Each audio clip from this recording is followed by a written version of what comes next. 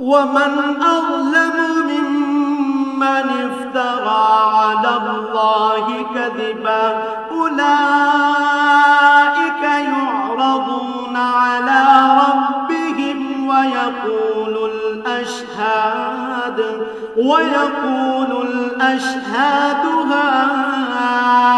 هؤلاء الذين كذبوا على ربهم ألا لعنة الله على الظالمين। আল্লাহ তাআলা সম্বন্ধে যে মিথ্যা রচনা করে তার চেয়ে বড় জালেম আর কে হতে পারে? এ লোকদের যখন কিয়ামতের দিন তাদের মালিকের সামনে হাজির করা হবে এবং তাদের বিপক্ষীয় সাক্ষীরা যখন বলবে, হে আমাদের মালিক, এরাই হচ্ছে সে ব্যক্তি যারা তাদের মালিকের বিরুদ্ধে মিথ্যা কথা রচনা করেছিল। হ্যাঁ, আজ জালেমদের উপর আল্লাহ তাআলার অভিসম্পাত। আল্লাযীনা ইয়াসুদ্দুনা আন সাবিলিল্লাহি ওয়া ইয়াবগুনাহা ইওয়াজা ওয়া হুম বিল আখিরাতি হুম কাফিরুন। সে জালেমদের উপর আল্লাহর লানত যারা অন্য মানুষকে আল্লাহর পথ থেকে বিরত রাখে এবং আল্লাহর পথে দোষ ত্রুটি খুঁজে বেড়ায়, সর্বোপরি যারা শেষ বিচারের দিনকে অস্বীকার করে। উলাইকা লাম ইয়াকুনু মু'জিজিনা ফিল আরদি ওয়া মা কানা লাহুম মিন দুনিল্লাহি মিন আউলিয়া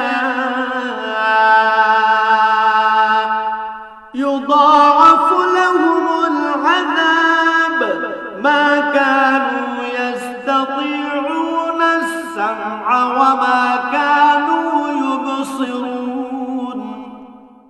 এরা এই জমিনের বুকেও আল্লাহ তাআলাকে কখনো ব্যর্থ করে দিতে পারেনি, না আল্লাহর মোকাবেলায় তাদের সেখানে কোনো অভিভাবক ছিল। এদের জন্য আযাব হবে দ্বিগুণ।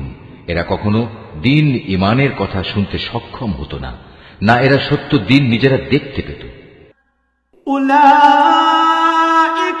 الذين خسروا أنفسهم وضل عنهم ما كانوا يفترون।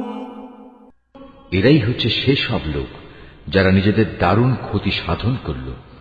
দুনিয়ায় যত মিথ্যা তারা রচনা করেছিল, আখিরাতে তার সবই তাদের কাছ থেকে হারিয়ে যাবে। لا جرم أنهم في الآخرة هم الأخسرون। অবশ্যই এরা হবে আখিরাতে সর্বাধিক ক্ষতিগ্রস্ত মানুষ।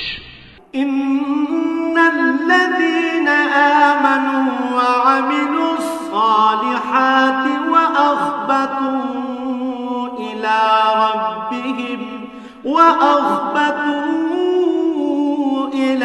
রাব্বিহিম উলাইকা